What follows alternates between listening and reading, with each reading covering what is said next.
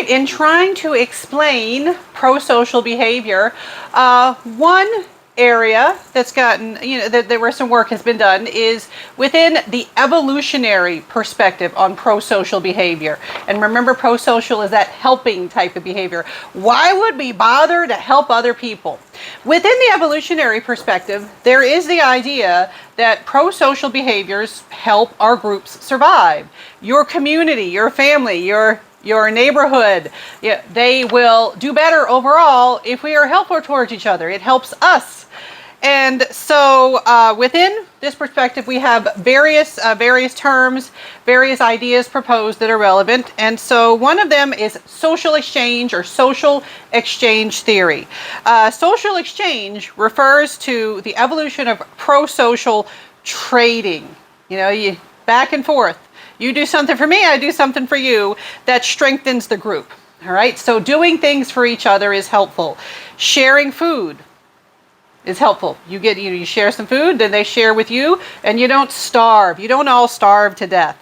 And then things like cooperative hunting, you get something, you get to share with the group. The group gets to eat when an individual gets a good bit of game. Mutual defense, you protect each other.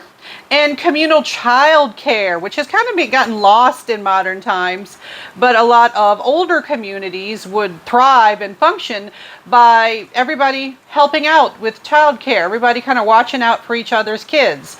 Nowadays, we've kind of shifted to the nuclear family where we don't do that as much. And we do see that being a selfish loner, within this perspective, being the selfish loner that doesn't share, doesn't interact with people, doesn't help people, they eventually die out, is the idea. They would die out, and the generous altruists would be more able to pass on their genes. You're more likely to interact with people and get to pass on your genes and have offspring.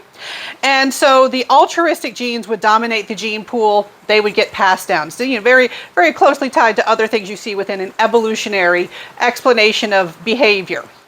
Now, we also have the term kinship selection. Kinship selection has to do with the urge to favor those with closer genetic relatedness. All right, so people you're related to, you want to help out because they have your genes. You want your genes to persist. So you are particularly kind to those with genetic similarity to you.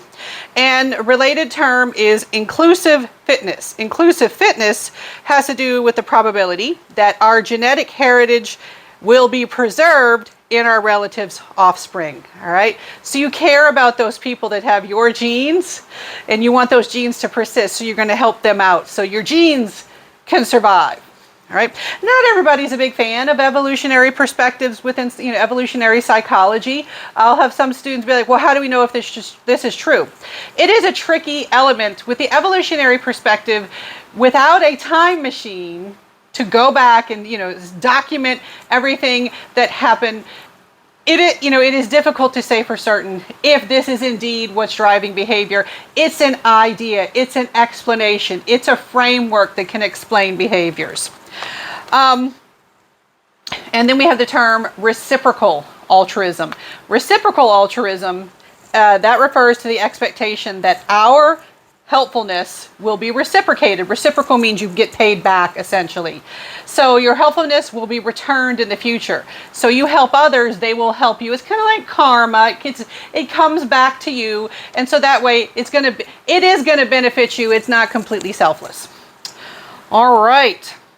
That's the evolutionary perspective. There are other perspectives, other explanations for why we help others. Talk about that in future videos.